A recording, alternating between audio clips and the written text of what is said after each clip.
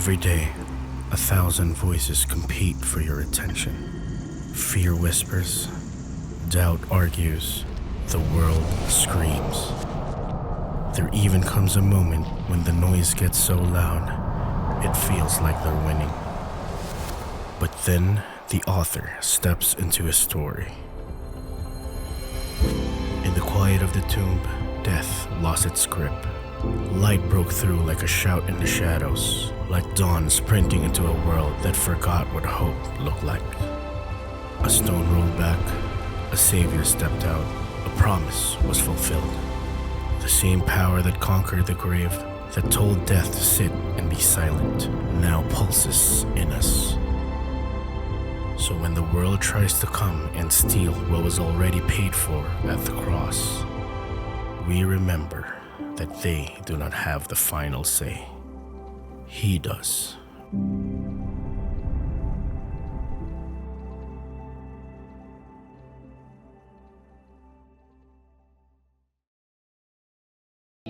So Jesus the life, Jesus the living water. Let me read John 4:14. This is a conversation with Jesus with a Samaritan woman. Jesus said in verse 14, "Whoever drinks of the water that I will give him will never be thirsty again. The water that I will give him will become in him a spring of water welling up to eternal life." Jesus alone can satisfy us. Every other source we turn to, possession, relationship, career, and everything the world can offer will never satisfy us. It's only Jesus. Why? Because humanity was created in the image of God, embedded unto us that there is something beyond this life. Eternity is embedded unto us. That's why no material thing or possession in this world can satisfy us. And that is Jesus alone. And Jesus is not the source of life. He is the life. As John 14 says, He is the way, the truth, and the life. And maybe we are here today. We are in our spiritual dryness, a desert of challenges na parang wala ng pag-asa. Come unto the well. Come unto Jesus. Because unto His heart flows an everlasting water, the living water of life. Let's pray. Father, once again, we thank you. We thank you, God, for the hope that we have in Christ. We thank you, Lord, that the living water, our Lord Jesus Christ, will never run dry, oh God. And thank you, Lord, that whatever the thirst na meron kami, that living water is more than enough to quench our thirst, oh God. Thank you for this time, oh Lord. Siya lang ang dalangin namin sa oras na ito, Panginoon. Maitaas ka sa aming kalagitnaan. Salamat sa pagkakataong ito na mapurihan ka at maparangalan. At ang aming dalangin, may papuri at pasasalamat sa pangalan ni Jesus. Amen at amen. So please remain standing. We'll read our text today. If you have your Bibles with you, kindly open it. We'll read from 1 Corinthians 15, verse 29 to 34. Once again, 1 Corinthians 15, verse 29 to 34. So, nandiyan na po kayo. Sabayan nyo na lang ako. Verse 29. Otherwise, what do people mean by being baptized on behalf of the dead? If the dead are not raised at all, why are people baptized on their behalf? Why are we in danger every hour? I protest, brothers, by my pride in you, which I have in Christ Jesus our Lord. I die every day. What do I gain if, humanly speaking, I fought with beasts at Ephesus? If the dead are not raised, let us eat and drink, for tomorrow we die. Do not be deceived. Bad company ruins good morals. Wake up from your drunken stupor, as it is right, and do not go on sinning, for some have no knowledge of God. I say this to your shame. This is the word of the Lord. You may now be seated. So, good afternoon, everyone. Welcome to our 4 p.m. service. So, by the way, I'm Leo, one of the leaders and staff here in our church. So, third Sunday today, this is our Campus Sunday. Kaya po na-observe nyo, yung nag-transition kanina is one of our campus students. So, since this is our Campus Sunday, let me share to you our campus testimony, or what God is doing in the life of campus, our students in our church. So this is Sophia de la Torre. So I believe may mga ilan sa atin na nakakilala sa kanya, her family, with Diana and Jonathan. Nagsaserve sila before here in our church. Then God called them to go in the Middle East or for work. That's why nandun po yung family ni Sophia, mama niya, papa niya, and then yung kapatid niya, siya lang po yung naiwan dito in Philippines for her studies. So kailangan niyang tapusin. But because of the busy schedule, and syempre yung mga student natin ngayon, sobrang tutok sa aral, this is what realization of Sophia, no? Medyo nalayo siya into church community. And then what happened is, andun yung longing na she wants to worship with her brothers and sisters, with the community, pero because of her situation, ang hirap isingit. And then one time during campus conference na nangyari last month, when campus conference was announced, hindi niya kaya, because of her schedule, hindi niya kayang mag-commit. And then, ano nangyari? Saraduhan na siya ng registration, wala ng ticket. So, pero dumating yung time na available pala during that day yung schedule niya. And she prayed to God, na Lord, if this is your will, and nilatag niya kay Lord yung desire niya to be in a campus conference, and then I believe God honors her faith. So, bigla na lang at the night, tumawag yung campus missionaries natin sa kanya. There's still an available slot na pwede siyang maka-attend with campus conference. And that became her testimony of God's goodness. And then what happened? Hindi lang campus conference yung na-attendan niya. I think the last day of the Go conference, nandun rin siya because nagkaroon ulit ng mga available slots. And then, because of her availability, keep on praying na sana, Lord, maka-attend ako. And then God granted her prayer request. Today, she already started serving in the prayer team at Victory Sukat Parañaque. Kasi nga, mas malapit yung location niya. And this is also an encouragement to us. Now, yes, we're attending Victory Carmona, pero if God calls us to go into a community or other town, as long as it is aligned with the theology is sound, the teaching is good, we can serve also there. Kaya nga tayo body of churches, or body of Christ. One body with one head, which is our Lord Jesus Christ. We can go to other churches as well and be useful to them or to that congregation. So Sophia is now serving in our Victory Church, Sukat, Parañaque. So her story may not seem extraordinary, but it is a reminder that God is alive and continually at work. Church, this is our mission. There are many students like Sophia who are waiting to be reached, invited, and brought back into the community. So let's continue to pray and invite intentionally. So ngayon, bakasyon pa, I hope that we can invite yung mga students natin habang nasa vacation so that yung summer nila kahit papano magkaroon man lang ng exposure to the church community as well as understanding of who God is. Let's continue to pray, invite intentionally. Let's believe for the students to come home, be restored, and step into their calling. As James 1:2-3 says, "Count it all joy, my brothers, when you meet the trials of various kind, for you know that the testing of your faith produce steadfastness." So that is our campus update, the life of our campus student, Sophia.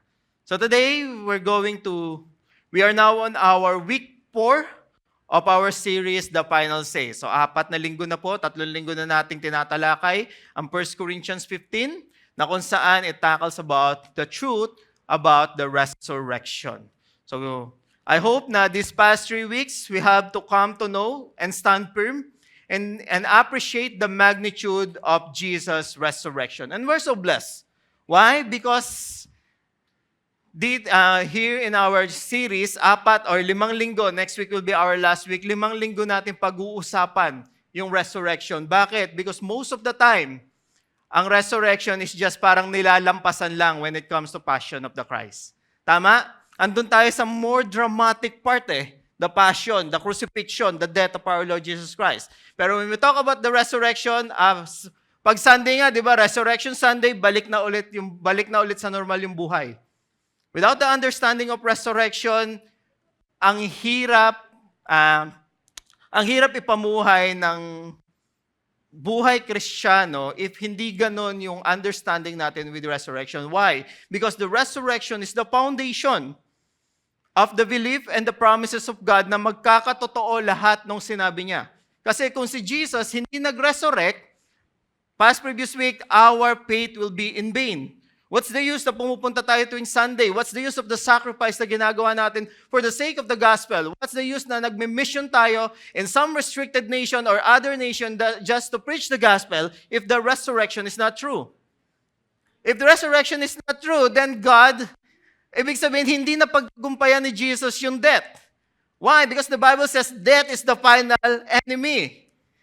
And because if resurrection is not true, then definitely our faith will be futile. And our work for the sake of the ministry will be in vain.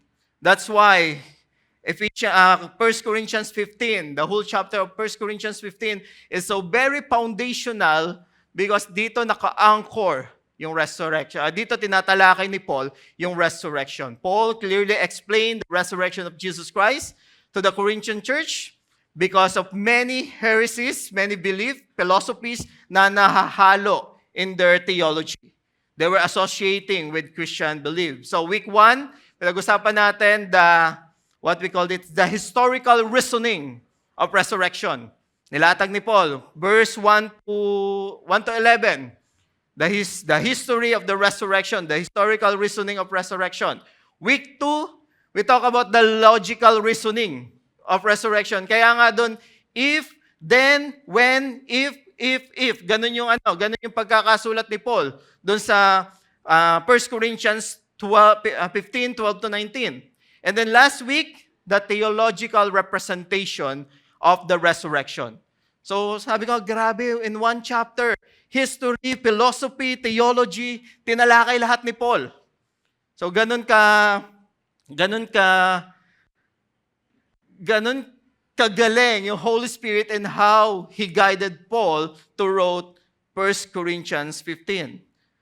So, history, philosophy, and theology yung ginamit ni Paul. So, after considering all this facet, history, theology, philosophy, the facet of truth about resurrection, we need to understand that every doctrine na sinasabi ng Bible, lahat ng katuruan, essential doctrines na sinasabi ng Biblia is not just for the head knowledge.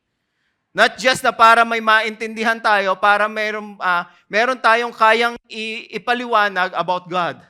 All the doctrine. Pag in-observe mo yung sulat ni Paul, especially Romans chapter 1 to 12, inilatag niya yung doctrine of God. Salvation, who God is, the love of God, and so on and so forth. And then after 1 to 11, verse 12, the practical application.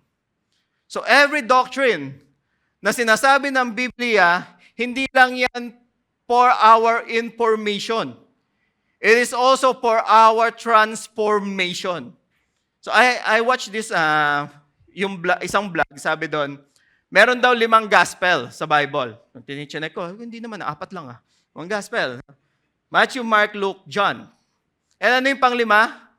Di ba? The gospel, pinakita yung buhay ni Jesus Christ, kung gaano tayo, how He sacrificed for the sake of the people, paano siya nag-witness about God. Actually, yung pang-5 gospel daw is our life. Dapat nakikita sa buhay natin kung sino si Jesus Christ, nakikita sa buhay natin kung gaano kalaki at kalawak yung pagmamahal ng Ama, at nakikita sa buhay natin yung sakripisyong ginawa ni Jesus para sa iba. So minsan tayo yung bukas na Biblia na binabasa ng ibang tao. Minsan parang gustong-gusto natin mag-share ng truth about the Bible, about the gospel, about the resurrection, pero pag tiningnan ng tao yung buhay natin, hindi nakikita yung doktrina na meron tayo. That's why the Bible, the truth about the resurrection, hindi lang yan for the sake of information, but for our transformation.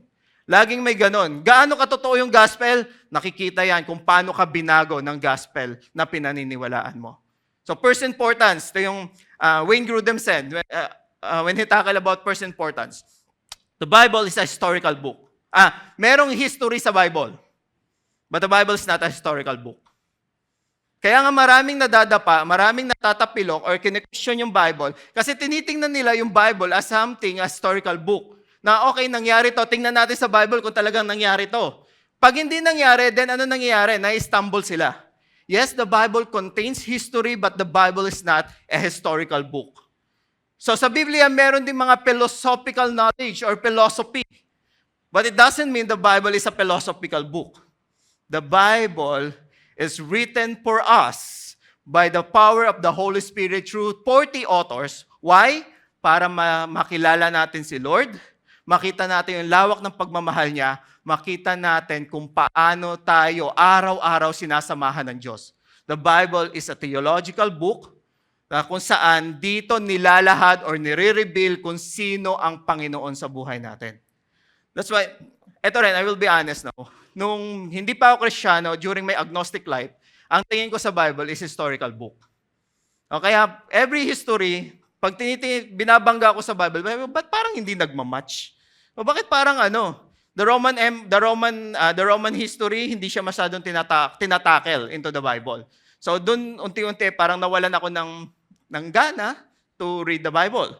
But when I understand the context of the Bible, the reason why the Bible is written for us, it is not about history. It is about God.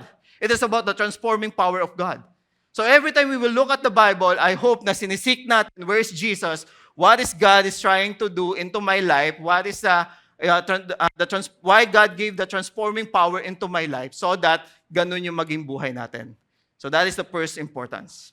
The Bible is the self-revelation of God in the Scripture. Bakit ko sinabi yun? Because right doctrine lead to right behavior. So paano masasabing tama yung pinaniniwalaan mong doktrina? Tama dapat yung buhay mo. Right principle leads to right conduct.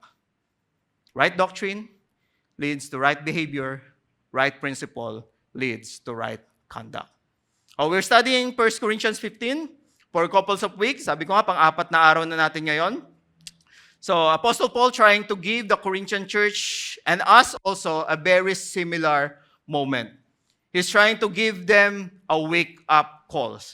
He's trying to give them theology, and after theology, an application. So, to do this, he actually changed his tone quite a bit. He's been arguing for resurrection. Verse 1 to 28, nilatag niya yung resurrection, and now we'll talk about the application. So the resurrection is true event in the past. Resurrection is true in the future. And the question is, andito tayo sa gitna. Gaano katotoo yung resurrection sa buhay natin ngayon? Hindi lang siya for the past. Hindi lang siya for the future. But even in the present, may power yung resurrection sa buhay natin. So, in today's passage, he brings us into the present. It is as if Paul is saying, since this was true back then and it will be true in the future, how should we live the present moment in light of resurrection? How should we live today in light of the resurrection's past reality and future hope? So this is the application part of our knowledge of the truth of the resurrection. And all this leads to us in one key idea. So, bigay ko na yung one key idea para close in prayer na tayo. Sa huli binibigay ito. No? Bigay ko na. When you truly believe in the resurrection, it consumes your whole life. When you truly believe in resurrection, it consumes your true life. So, yung pagtugon natin sa lawak, sa lalim ng pagkakaunawa natin sa resurrection, ay depende sa kung paano natin nauunawaan to. So tingnan natin yung mga tinalakay ni Paul, yung isyong tinalakay ni Paul in 1 Corinthians 15. So verse 29. Sabi na doon, otherwise, what do people mean by being baptized on behalf of the dead? If the dead are not raised at all, why are people baptized on their behalf? So, church, I will ask for your mercy because this verse is one of the hardest verse in the Bible. Okay? There is around 40 to 400 interpretation of this verse. So, kung pag-uusapan natin to ngayon, baka next week, 5 p.m. na tapos natin. Okay? But, hindi ko na kaya, actually, 7 interpretation lang yung binasa ko and sobrang sakit sa ulo. Kung gusto nyo, kayo na lang magbasa. So, tatanong ko to kay Paul pag nagkita kami someday. Pero, this is how I interpret this. What do people mean? And then, why are people baptized?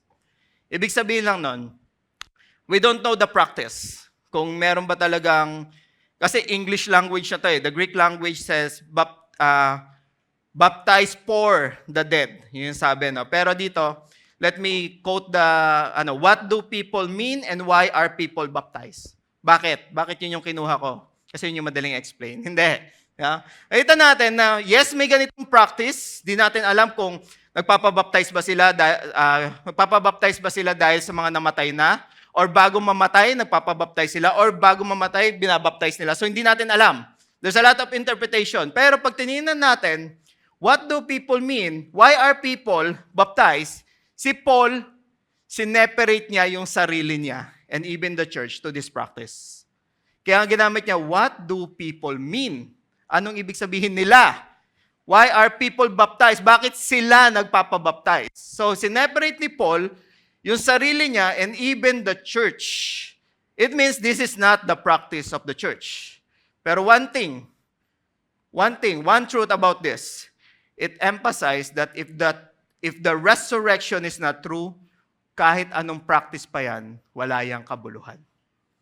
Kung naniniwala kayo na may resurrection, na hindi totoo yung resurrection, what's the use na magpapabaptize kayo in behalf of the dead?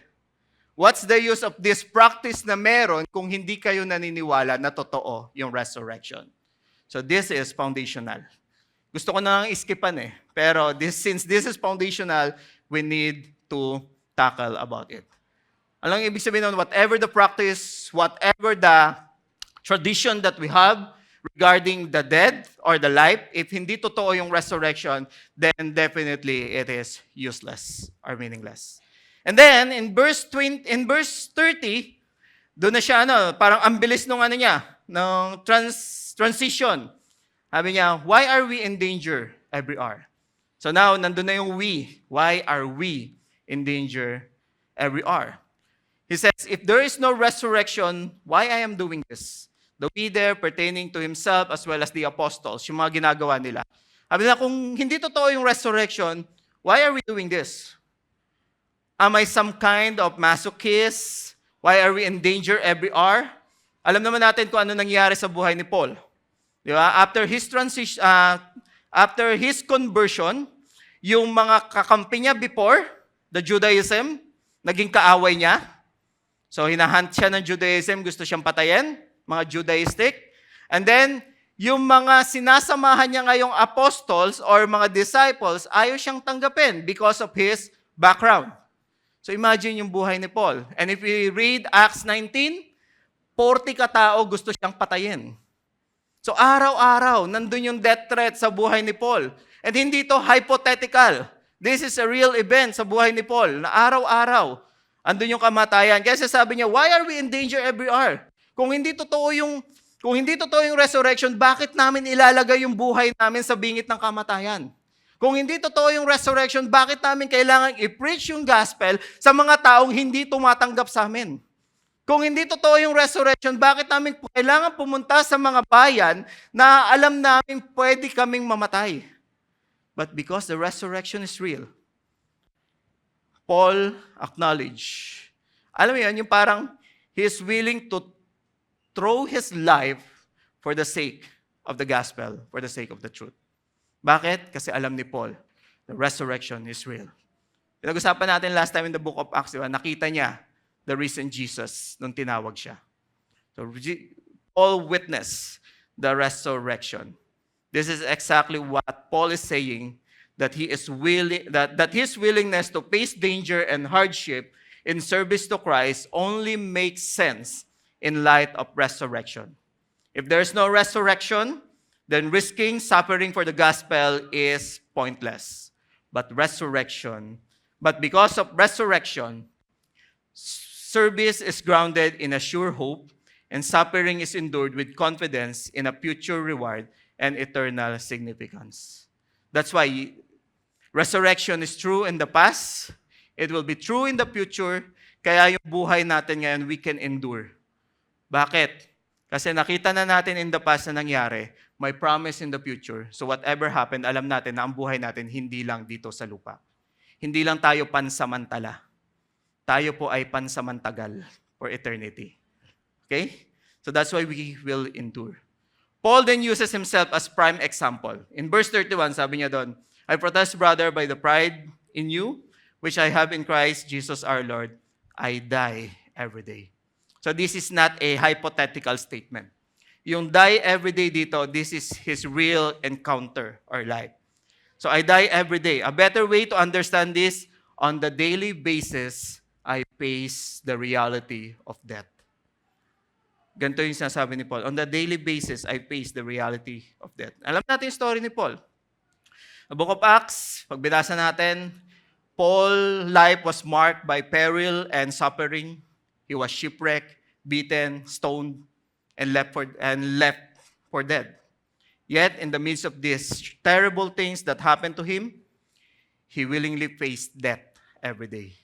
Kaya sabi niya, 2 Corinthians 4:8, we are afflicted in every way, but not crushed, perplexed, but not driven to despair, persecuted, but not forsaken, struck down, but not destroyed, always carrying in the body the death of Jesus, so that the life of Jesus also be manifested in our body. Paul knew the dangers he could face by living this way, yet he chose to live it and continually face death on a daily basis.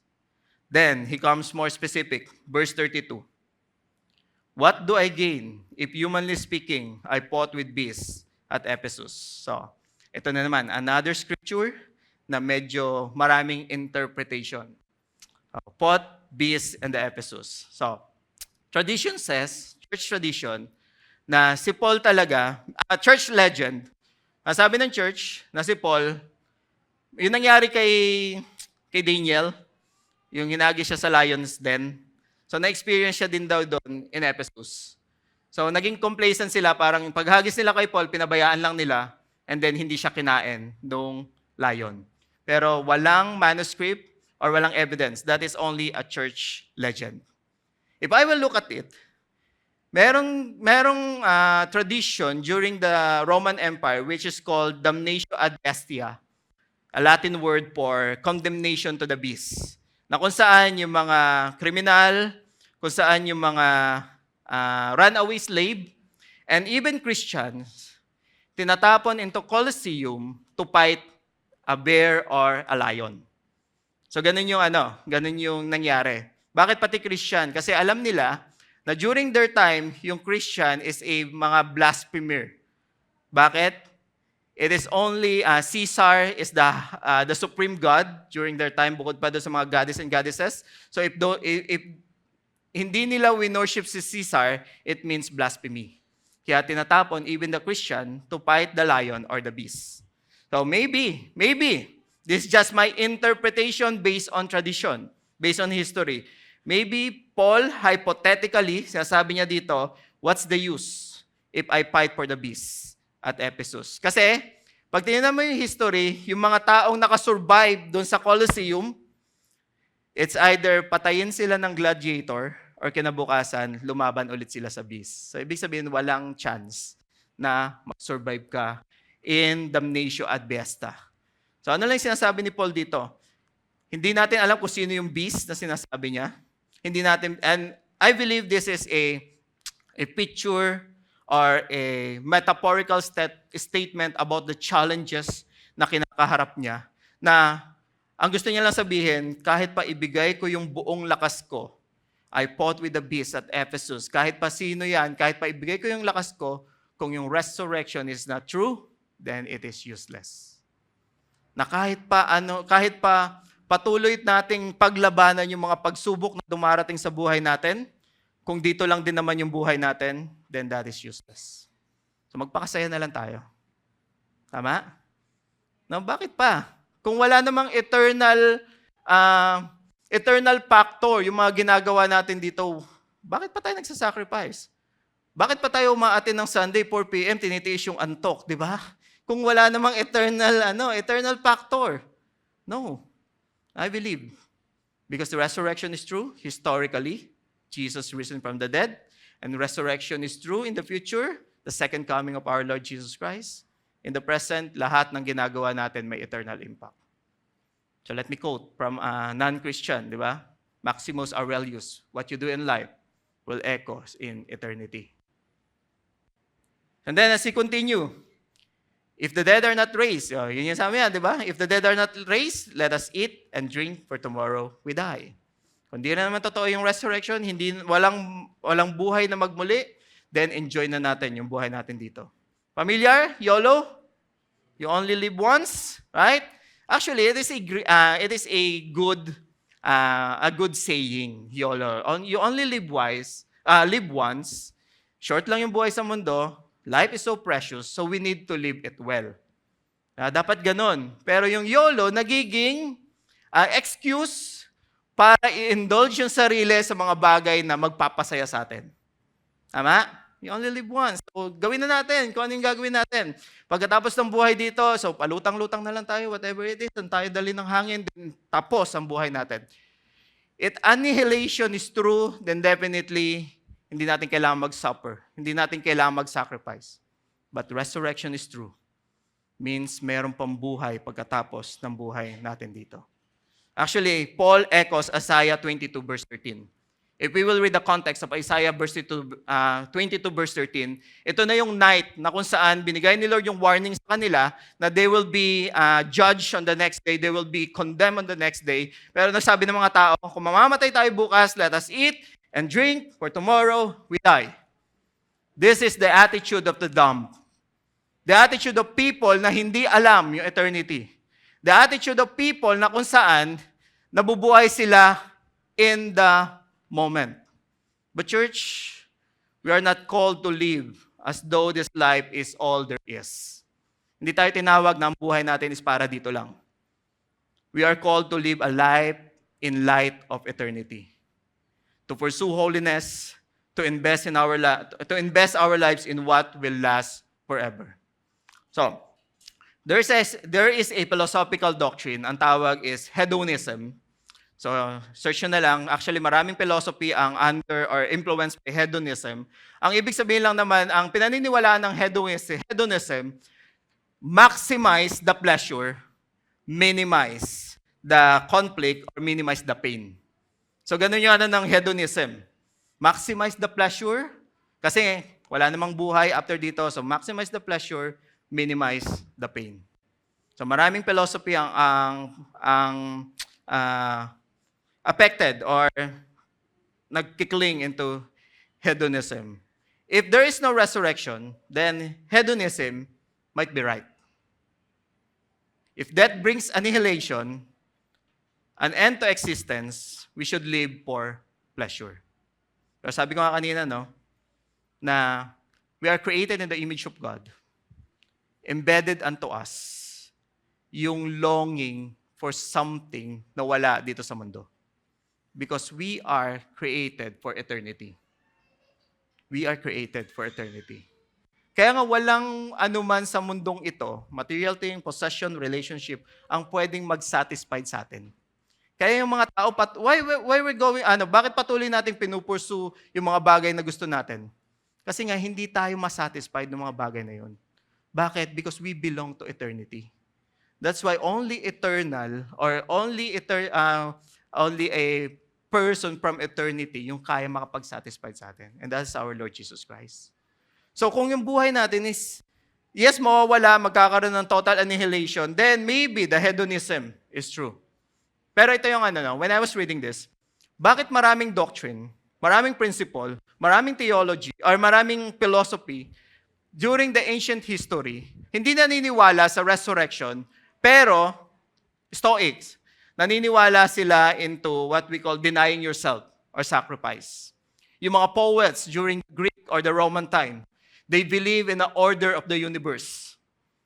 The Platonic philosophy, mga philosopher na they follow Plato, they believe that there is a creator, one creator, and they call it Logos. Ayaw lang nilang tawagin tong God, and they call it Logos. That's why the letter of John 1:1, the beginning was the Word, and the Word was with God, and the beginning was Logos, and the Word is Logos. Actually, he addressed both the Jew and those philosophers na naniniwala of a greater creation.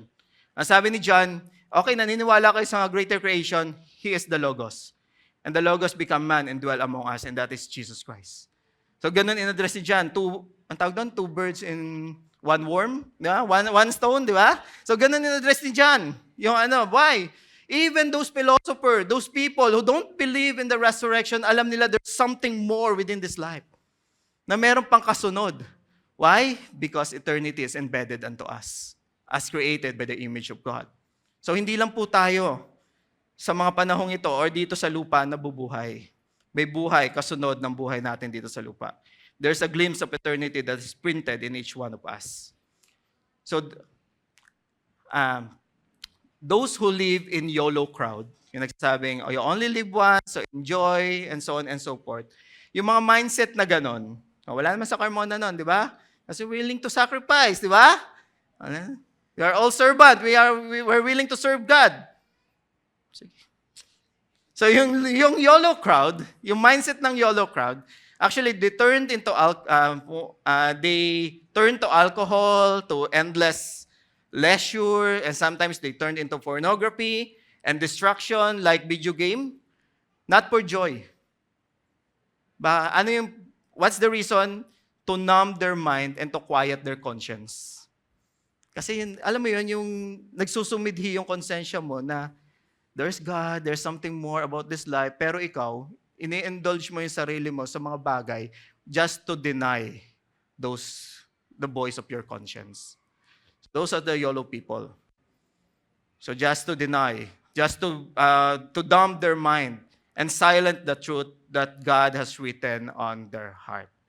So the truth cries out to them, urging them to stop wasting their lives as they walk a path that lead to destruction. So they may speak na, aminado naman sila, na sometimes, most of the time they are lost, pero ayaw na nilang mabago yung situation nila. Church, the resurrection is the driving conviction behind the first century Christian martyrs, behind Paul's sacrifice, and so on and so forth, in reckless abandon for the sake of the gospel.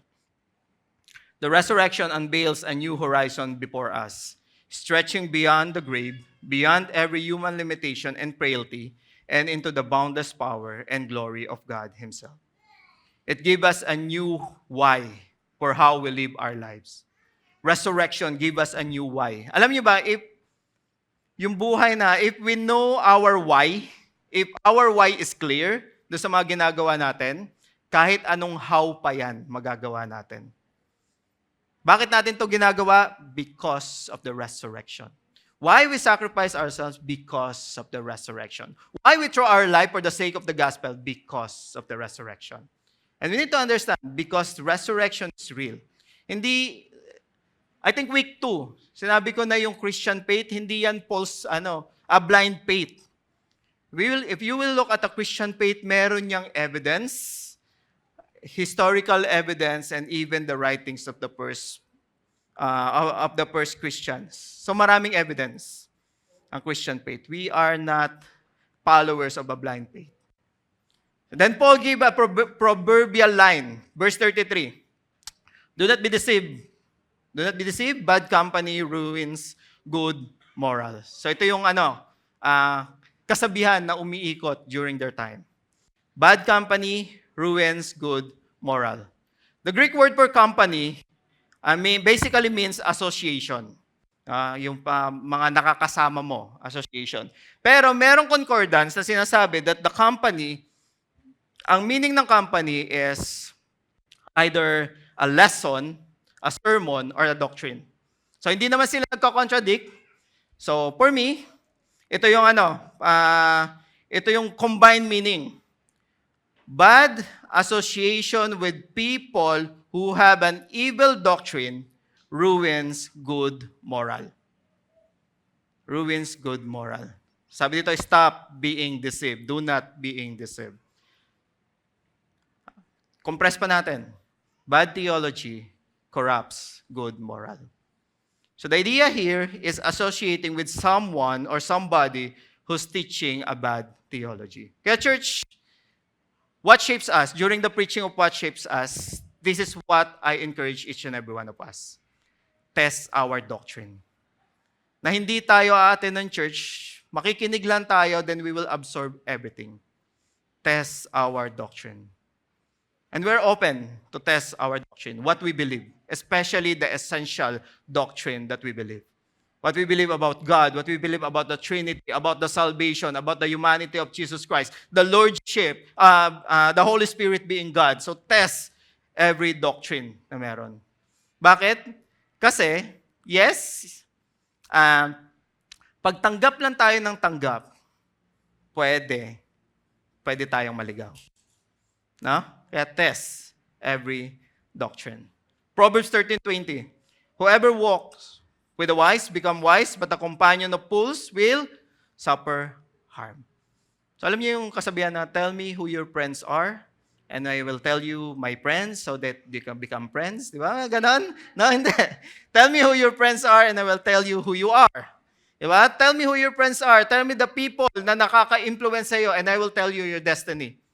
Pag ang kasama mo madalas sa buhay is unbelievers, makasama mo na exposed sa mga, sabihin natin, exposed sa mga vices, and definitely ikaw, masasama sa kanila. Sabi nga, you are the average of 5 person na hinahayaan mo mag-speak sa buhay mo. So, sino yung 5 taong yun? Ikaw yung average ng 5 taong yun. So, hindi ko sinasabing layuan natin yung mga unbelievers friend natin. Tayo yung tinawag ni Lord na mag-reach out sa kanila. But I hope and pray that every time na makakasama natin sila, babalik tayo sa word ni Lord, babalik tayo sa prayer, babalik tayo sa community. Bakit? Kasi hindi po natin kaya maging neutral. Yung madalas natin makakasama, yun yung madalas makaka-impluwensya sa atin. Umatin ka ng church pag Sunday, pero kamusta yung Monday to Saturday mo? Sino ang kasama mo? Binubuksan mo yung Bible pag Sunday during our reading of the Word. Pero kung Monday to Saturday, kamusta yung Bible mo? So I hope and pray na ingatan din natin yung mga tao na inilalagay natin sa paligid natin. So sino dito part of the Victory small group? Okay, 3. So magsa-small group pa yung 3, no? Hindi. So, church, hindi to encouragement just para lang dumami yung small group natin.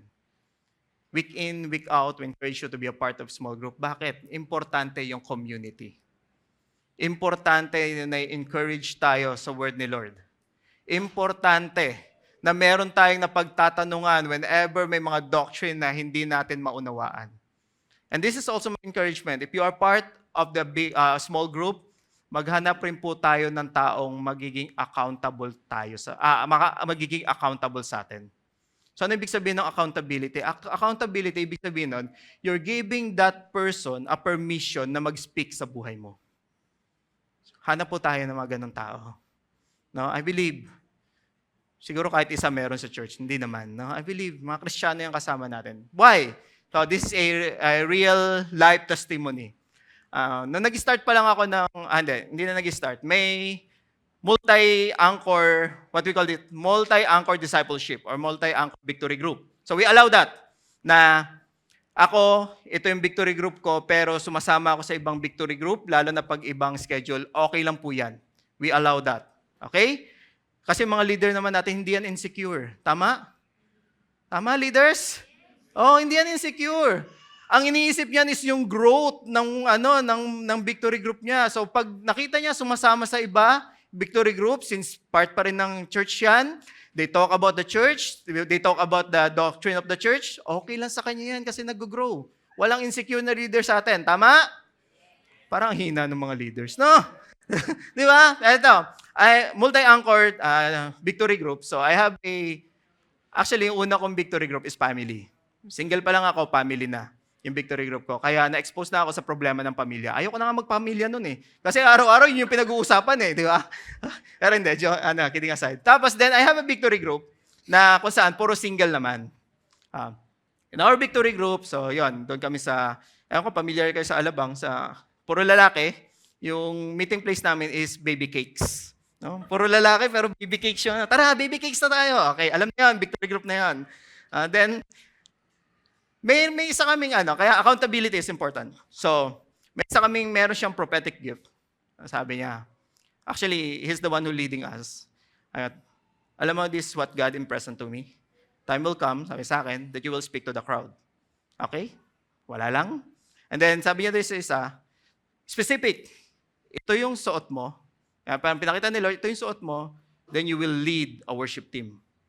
Wow, very specific. So after 6 months, yung taong yon nag-lead ng worship team. Nakita lang namin yung suot niya because doon sa picture. Nakalimutan na lahat and he lead the worship team. Pero ito yung challenge. That person, part siya ng victory group. Alam mo yun yung attend ka lang, makikinig, yung taga-tango, oo, sige, ganon. Yung ayaw mag-share, masyadong mataas yung barrier sa kanya. Hindi namin alam kung ano nangyayari. Then, pagdating sa accountability, hindi rin siya naghahanap. Ano nangyari? Hindi namin alam na may challenge pala siya sa life. And he's reading a book. Okay, bigay ko yung title ng book.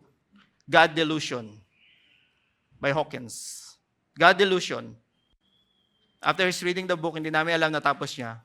After that, from worship lead into an atheist.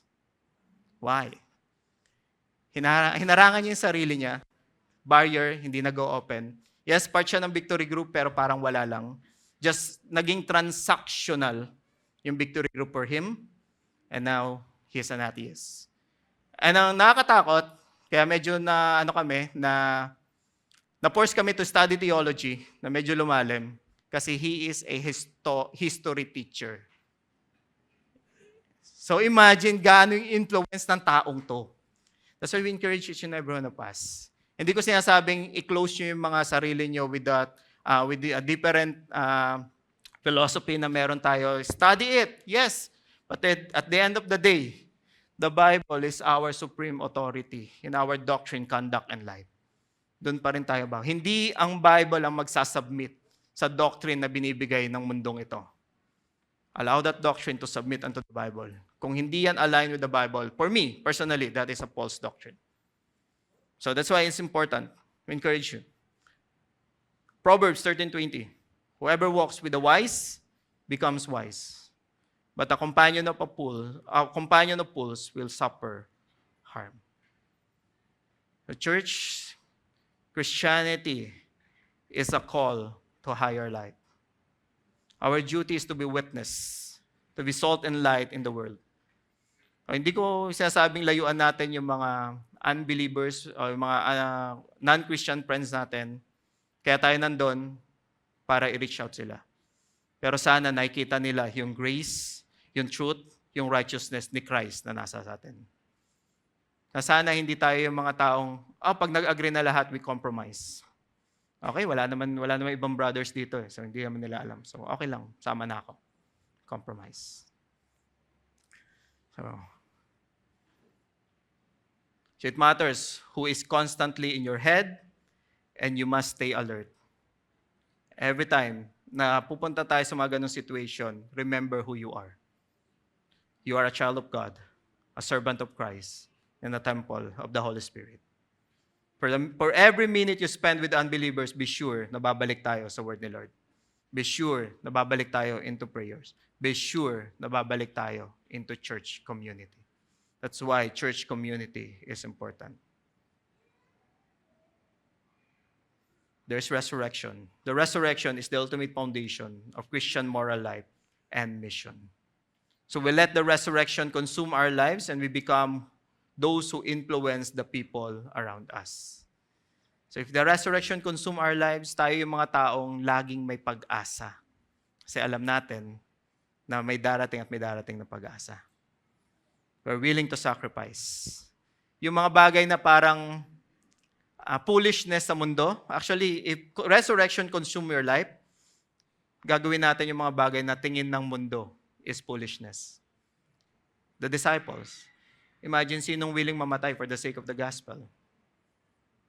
But to share it to your enemies. Si Paul, nung nasa prison, di ba? Pinag-pray niya pa yung prison guard. And the first century martyrs, ginagawa silang sulo, ginagawa silang torch sa kalsada, denounce lang nila yung faith nila. Pwede na silang patawarin, pero anong ginagawa nila? They're willing to throw their life for the sake of the gospel. That is foolishness for the word.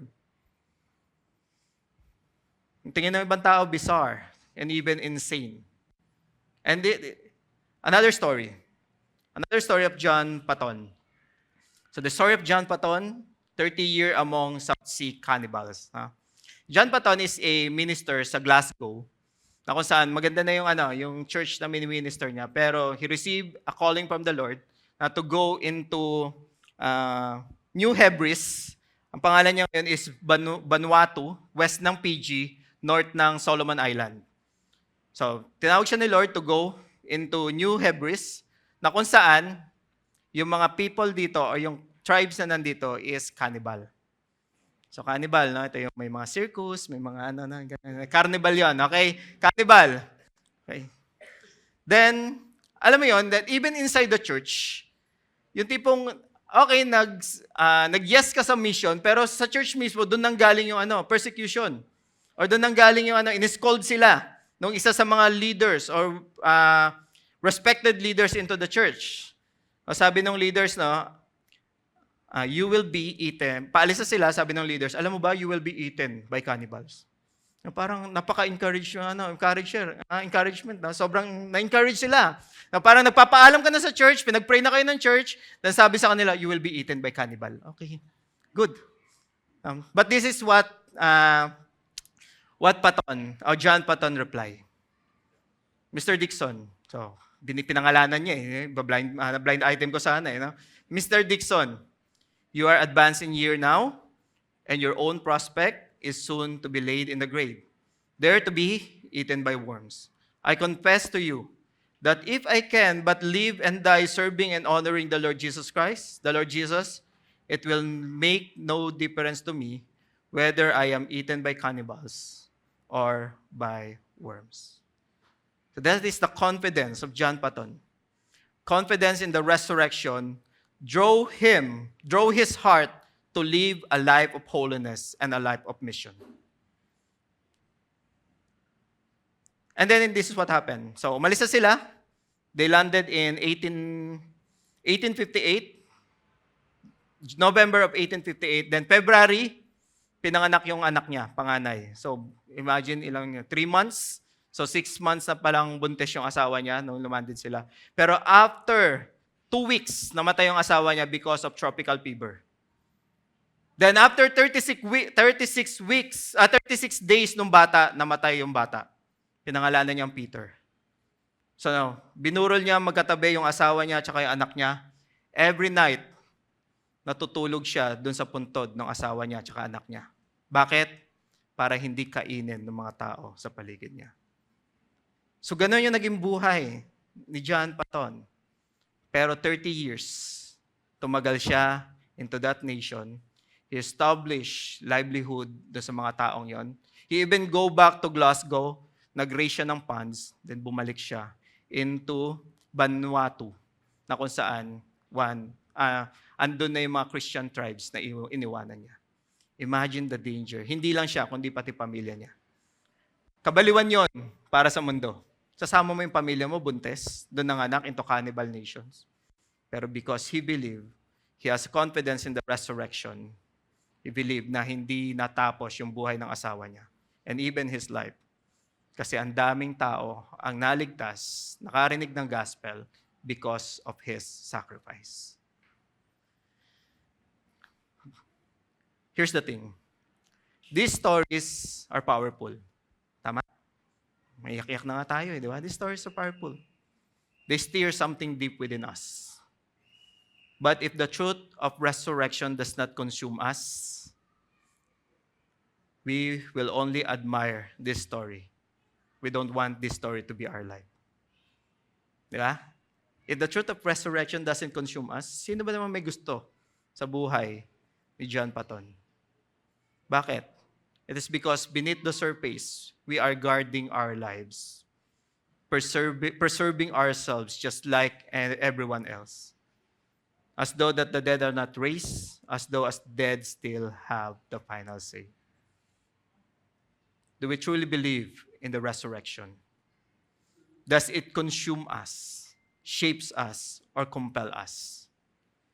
Can we say with confidence that our lives stretch beyond the grave, as they did for Paul, for countless martyrs, and for John Paton? Because if not, we will find ourselves living as Paul warns the Corinthian church in verse 34. Sabi niya dito, for some who have no knowledge of God. Kaya sabi niya, wake up. Tingnan mo yung katabi mo, wake up. Konti na lang. Okay, tatapos na tayo.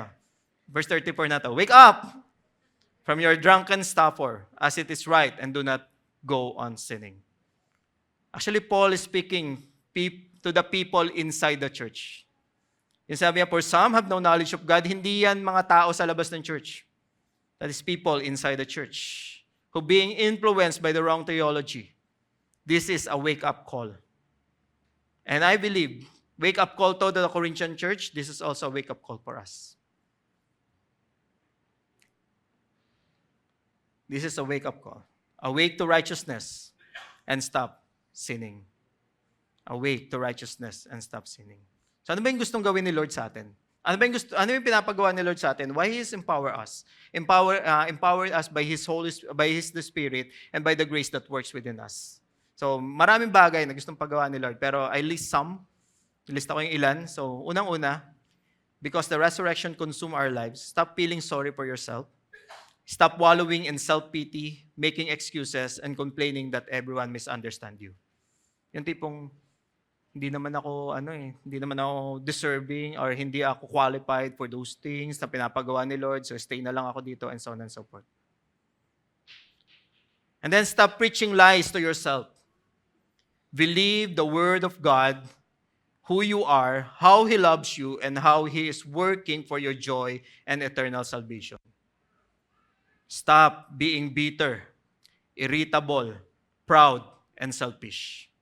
Ano sinusulat ko to? Sabi ko, no, parang ako to, bitter, irritable, proud, and selfish. Stop being me. Stop resenting your wife and children. Church, husband, sa pamilya natin dapat nakikita si Christ. Stop treating your work as a burden. No, ay, linggo na naman, Lunes na naman bukas. Lord, sana Martes na, no? Ay, gusto niyo bang tapusin na ni Lord yung Lunes niyo? Diba? So, gusto ba hindi na mamulat sa Lunes? Yeah? Stop treating your work as a burden. Receive it as a gift from God. How many of us blessed kasi may work tayo? Amen. So sana, no? We give the best that we can give to our work because that is a blessing from God. Stop cursing your leaders. Pray for them. Speak blessing over them. Kristiyano, tayo dapat yung nagsasabi ng blessing at nagpipray sa mga leaders natin. Agree o disagree man tayo sa kanila. And then this one. Stop wishing you were dead. Diba yun? Nasa challenges ka, Lord, sana mamatay na ako. Tapos hindi sinagot ni Lord, no? Naging payapa na ulit yung bahay. Lord, thank you, hindi mo sinagot. Diba? Church, sana yung mga prayer natin, no? Ingat-ingatan din natin. Stop wishing you were dead. Give thanks to God that God has given you life for a greater purpose. Stop living like pagan with no hope. Live as a Christian who believes in the resurrection. Mahirap? Yes, mahirap. I don't want to be dogmatic about here, pero sabi ng scripture, awake to righteousness and stop sinning. Ito yung mga bagay, ilan lang sa mga bagay na kailangan natin gawin bilang Kristiyano. Mahirap, oo. But because resurrection is true, the power that conquered death and raised him from the dead is the same power that enables us to live a life of victory and mission. The impact of resurrection is not simply that we know there is an afterlife, nor only that we will raise one day over there. The resurrection is also for today. We are already victorious. Kaya dapat mamuhay tayo ng buhay na victorious. I was reminded last week, no, sinabi sa akin ng isang leaders natin, sinabi ko daw sa kanya, hindi tayo talunan. Hindi ko maalala kung kailan ko sinabi yon. Pero, di ba? As a Christians, we are more than conquerors. The power that raised Jesus from the dead is the same power that is in us by the Holy Spirit to enable us to live a life of victory and a mission. Life is hard, yes. Alam natin yan. Hindi natin pwedeng i-deny. That is the reality. But we can endure hardship.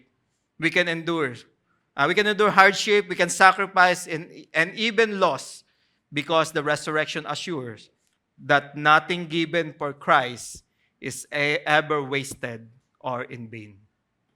Christian is called to live each day in light of the day when we will stand before the Lord. So ganun dapat, no? Bakit natin to ginagawa? Kasi alam natin, darating ang araw, natatayo tayo sa harapan ng Panginoon. Ito dapat yung goal natin. Pagtayo natin sa harapan niya, ang sasabihin niya, well done, faithful servant. I invite everyone to stand. So before I pray, here's my question. Balikan ko lang yung question. How the truth of the resurrection consume your life today? 4 weeks na natin pinag-uusapan to. How the truth of resurrection consume your life today? Or paano binago ng katotohanan ng resurrection, ng muling pagkabuhay, yung buhay natin ngayon? I hope, number 1, it reshapes our priorities.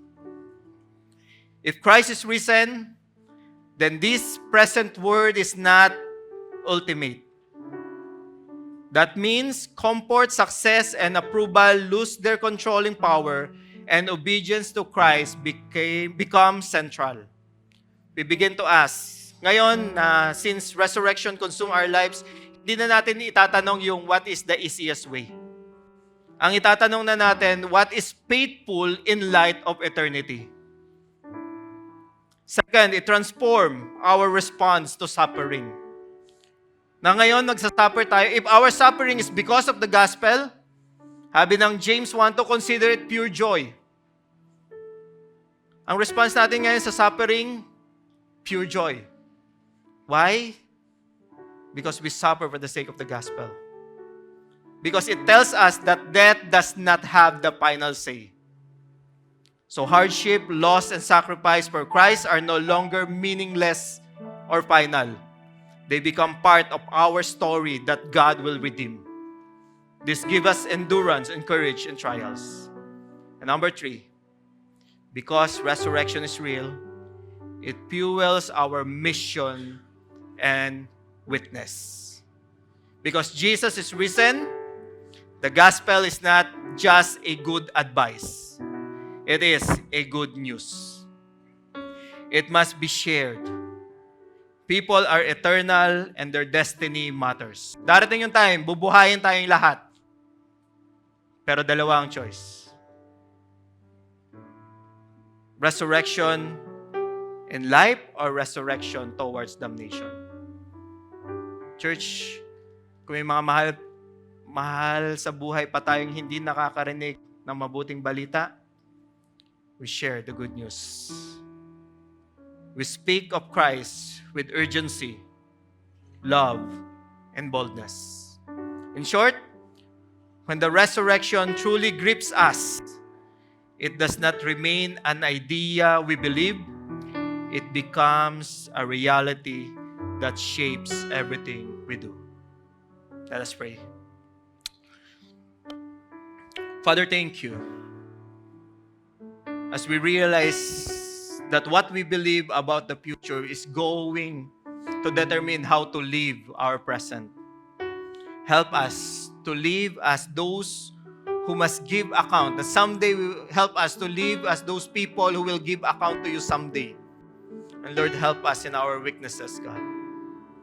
Help us in our unbelief as well, oh Lord. Holy Spirit, thank you. Thank you for empowering us to do the work of the ministry, to be an effective witness of our Lord Jesus Christ as we participate in His mission here on earth. Lord, thank you because for giving us wisdom, oh God, at the very foundation of our faith is the resurrection of our Lord Jesus Christ. Thank you, Lord.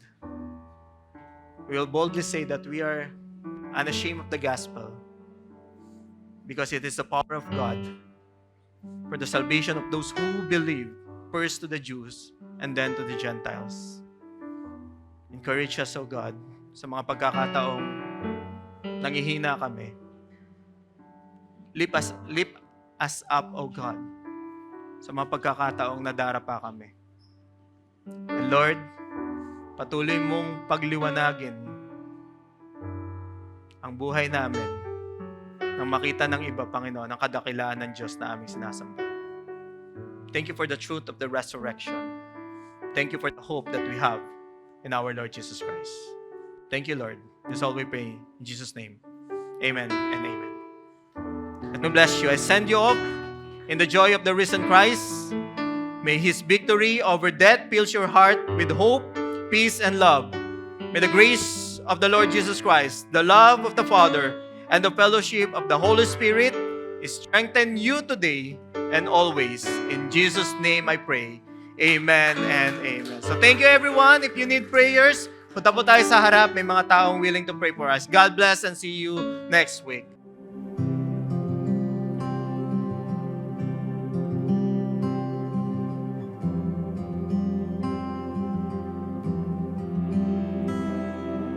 Come to the well, drink and be well. Buy without paying the price. Be satisfied. There's no need to die. Receive all the love